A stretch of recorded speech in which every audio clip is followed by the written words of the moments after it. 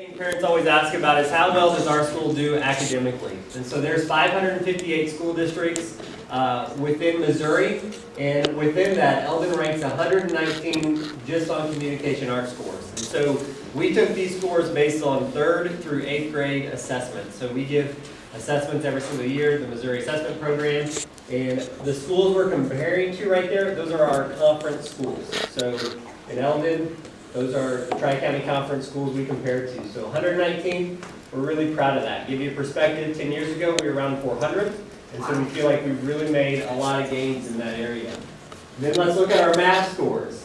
Again, we're 3rd in our conference, but we're in the top 100 of the schools in the state of how well we perform on math assessments throughout the state.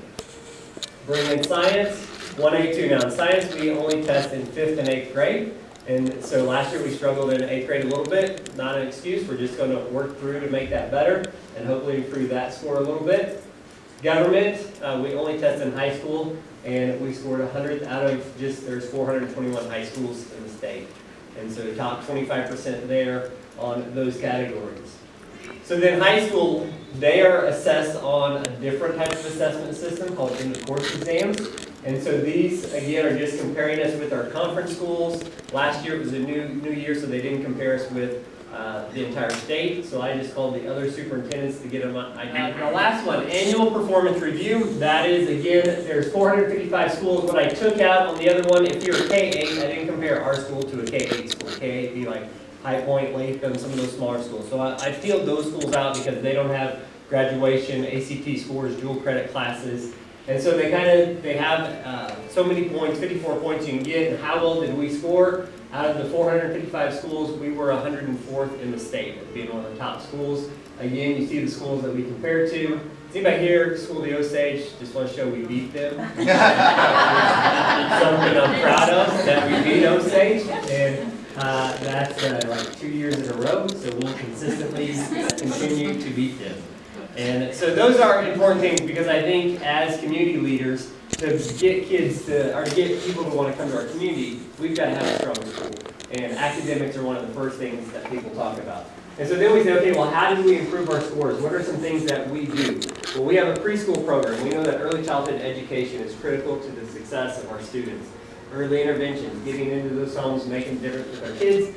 We go 5 days a week, full day preschool. So our kids are in there. We serve about 70% of our population. Mental health therapists on staff. So we have a therapist at our South and Upper Elementary School, and we have one at our middle school and our high school. And we know that early intervention on mental health is one of our keys to success. We've also been trained as an entire district on working with the University of Missouri on being a trauma-informed school of some of the issues that our kids are going through. We have a school caseworker trying to connect those, our parents with our school district a little bit better, making the home visits, getting in, trying to make sure our kids have the resources they need, the parents, to be successful. College Now. So again, when we bring parents through, I always like to try to recruit and talk about the things. If you come to our school district, you have the opportunity to graduate high school with an associate's degree. So a few years ago, these 5 students graduated Eldon High School with that. That's not always our goal. Our goal is that kids graduate Eldon High School with 12 college credit hours. We know if they graduate with 12 credit hours, they're more likely to go on to post-secondary education and be successful. And so those are little things that we do that I think sets our school above the rest. LEAP, before and after school program. And so we have probably 150 kids that get dropped off at 6:50 in the morning. And then they do enrichment or robotics activities after school. We also do archery. We feed them supper. A lot of things we do. So to put this in perspective, we use our school facilities. We don't rent anything. And we still spend approximately $400,000 on this program just to have a before and after school program. But we think it's critical for our success. So obviously, it's also part of a grant that helps us through our funding. Ms. Abbott has that. And so, but this is a critical piece to, again, making our school successful.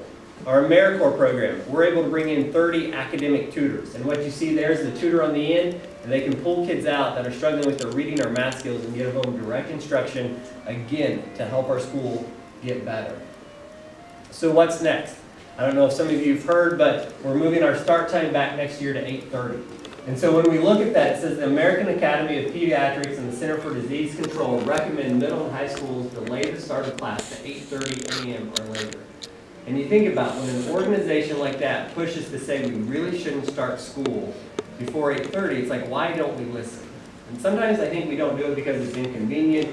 We think it's going to cause bus issues, athletic issues, or some issues. But I just really believe that we're going to try it, and we're flexible, and we're still going to have early morning drop-off with our LEAP program to where parents do need to drop their kids off at 6:50, 7 o'clock in the morning. They can, and we're going to open our doors at 8 o'clock for everybody that rides the buses. So now instead of our bus riders getting on the bus at 6:20 in the morning, which is pretty early, they're going to get on the bus at 7 would be the first pickup. And then I think that's going to help our kids a lot. Helps with academics, graduation rate. You guys know when daylight saving time, when we have to go back waking up an hour early, that first few weeks pretty hard. You're like, oh man.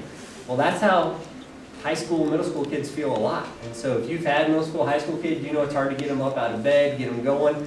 We really think this will make a difference. Middle school roof, we just bid that. It's the original roof from 1976, so we're going to replace that. It's approximately $500,000, keeping up with our facilities.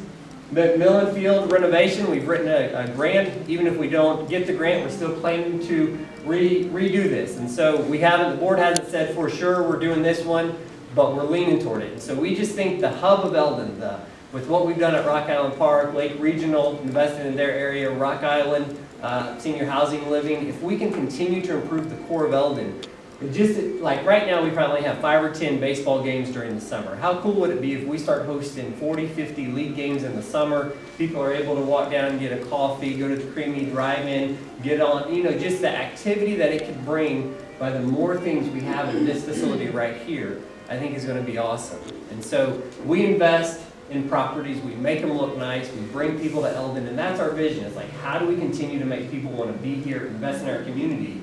And it's through little updates like that. Building trades lot. So our next venture to build our houses, we built in front of South School there on Maple Street.